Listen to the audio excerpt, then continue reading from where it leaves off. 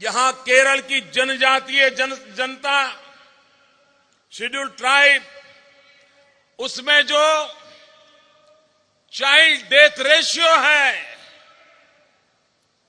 Somalia से भी स्थिति खतरनाक। കേരളത്തെ സൊമാലിയയോട് താരതമ്യപ്പെടുത്തിയെന്നാരോപിച്ച് പ്രധാനമന്ത്രി നരേന്ദ്രമോദിക്കെതിരെ വൻ പ്രതിഷേധമാണ് കേരളത്തിൽ. കേരളത്തിന്റെ അന്തസ്സിന് കോട്ടം വരുത്തുന്ന പ്രസ്താവന നടത്തിയ പ്രധാനമന്ത്രി മാപ്പു പറയണമെന്നാണ് ആവശ്യം. അതേസമയം അട്ടപ്പാടിയിലെ ആദിവാസി വിഭാഗങ്ങളുടെ മാനവ വികസന സൂചിക സൊമാലിയയിലെയും എത്യോപ്യയിലെയും കണക്കുമായി സാമ്യമുള്ളതാണെന്നാണ് ഗവേഷണഫലം പറയുന്നത്. പാലക്കാട് ചിറ്റൂർ കോളേജിലെ ഗവേഷണ വിഭാഗം നടത്തിയ പഠനമാണ് ഇക്കാര്യം ശരിവയ്ക്കുന്നത്. അട്ടപ്പാടിയിലെ ഇരുള, മുതുക, കുറുമ്പ എന്നീ ആദിവാസി വിഭാഗങ്ങളുടെ മാനവ വികസന സൂചിക സൊമാലിയയ്ക്ക് തുല്യമാണ്. ഇവരുടെ ലിംഗപരമായ വികസന സൂചിക GDI ആകട്ടെ എല്ലാ സംസ്ഥാനങ്ങളിലേതിനേക്കാളും താഴെയാണ്. മാത്രമല്ല ആഫ്രിക്കൻ രാജ്യങ്ങളായ റവാണ്ടയോടും ബെനിനുമായി ഈ കണക്കുകൾ താരതമ്യം ചെയ്യാവുന്നതുമാണ്.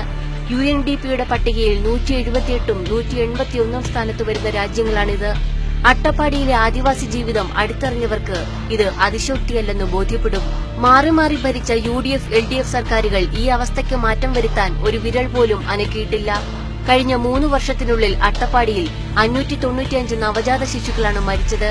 ഇത് വിവാദമായപ്പോൾ 400 കോടി രൂപയുടെ പദ്ധതി പ്രഖ്യാപിച്ചു സംസ്ഥാന സർക്കാർ. എന്നാൽ ഇന്നും അട്ടപ്പാടിയിലെ ഗർഭിണിയായ സ്ത്രീയുടെ ജീവിത നിലവാരത്തിൽ ചലനമുണ്ടാക്കുന്ന ഒന്നും നടപ്പിലായിട്ടില്ല. പ്രഖ്യാപനം അങ്ങനെ തന്നെ അവസാനിച്ചതാണോ അതോ അനുവദിച്ച ഫണ്ട് വകമാറിപ്പോയതാണോ എന്ന് വ്യക്തമാക്കേണ്ടത് സർക്കാരാണ്. ഇതൊക്കെ അറിയുന്ന ഇടതു വലതു മുന്നണികൾ പ്രധാനമന്ത്രിയെ കടന്നാക്രമിക്കുമ്പോൾ ഉമ്മൻചാണ്ടിക്ക് മനസാക്ഷിയോട് ചോദിക്കാം.